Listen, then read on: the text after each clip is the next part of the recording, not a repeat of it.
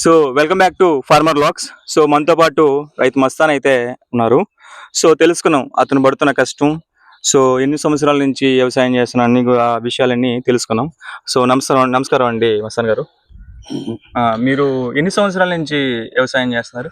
నేను పుట్టిన మొదలుతో వ్యవసాయం ఫస్ట్ నుంచి పుట్టినప్పటి నుంచి వ్యవసాయం చేస్తున్నారు. సో ఏం వ్యవసాయం ఎన్ని రకాల పంటలు పండిస్తున్నారు? ఏం పండిస్తాం, వరి పెడతాం, మెట్ట చేలు. నీటి పారుదల లేదు, నీటి పారుదల లేదు. ఏదో తీర్చుకొని పొలాలు ఎకరా పోయిన ఎకరా చేసుకున్నాము. అందులో ఈ చంద్రబాబు నాయుడు ఖమ్మం వచ్చిన తర్వాత ఒక వీరి కూడా వదలడం లేదు ఫ్రీగా. సో యూరియా కట్టలు కూడా రావట్లేదు అని చెప్తున్నారు. రావడం లే. అప్పుడు మేము చల్లుకోలేక అడుగు మందులు సంపాదించి వేయలేక పైర్లు పండడం లేదు. పైర్లు సరిగ్గా పండడం, నిరుడు కూడా పండల. మందు కట్ల వయసు అయిపోయింది, అంత డబ్బు వేయలేక వీరులు ఉంటే చల్లుకున్నాం. అది కూడా లేక పైర్లు ఎండిపోయి నీళ్లు లేక ఇబ్బందులు పడుతున్నాం.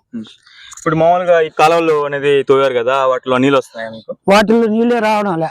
తవ్వైనా రాపోయినారు అంతే. వాళ్ళు ఎవరైనా ఎమ్మెల్యేలు వచ్చినప్పుడు ఇది చేస్తాం అది చేస్తా ఉంటారు.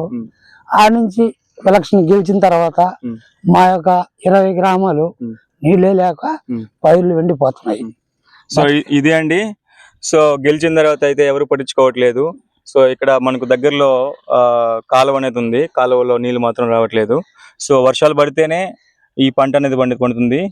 వీళ్ళు ఎన్ని రకాల పంటలు వేస్తారు మీరు? ఏ రకాలు వేస్తారు? ఏదన్నా శనగ వేస్తే నీళ్ళు లేక ఎండిపోతుంది. పైరు వేస్తే కొన కింద ముదిరే కాడికి వర్షాలు లేక నీళ్లు లేక మిట్ట చేలు ఎండిపోతున్నాయి. ఆ కాలంలో వెళ్తే బావల్లో ఒకసారి నీళ్లు వస్తే తోలు పండించుకుందాం, ఇబ్బందులు పడుతున్నాం. సో ఇదే అండి. సో వర్షాలు పడితేనే ఇక్కడ పంట అనేది పండుతుంది. సో వర్షాలు పడకపోతే పంట అనేది చేతికి నష్టం అయిపోతుంది. సో రైతు ఇంత కష్టపడుతున్నాడు, ఈ ప్రభుత్వాలు ఏం చేస్తున్నా నాకైతే తెలియదు. కనీసం సదుపాయం అనేది రైతులకి కలగజేయాలి. సో కనీసం వాటర్ అయినా సప్లై అనేది ఇవ్వాలి. So thank you so much. ఈ వీడియో ఒక 10 మందికి షేర్ చేయండి, లైక్ చేయండి, సబ్స్క్రైబ్ చేయండి. సో ఈ వీడియో చాలా మందికి షేర్ వెళ్తే ఒక ఎమ్మెల్యే వరకు అట్లా రీచ్ వెళ్తే సో అతనైనా రెస్పాండ్ అవుతానని చూద్దాం. Thank you so much.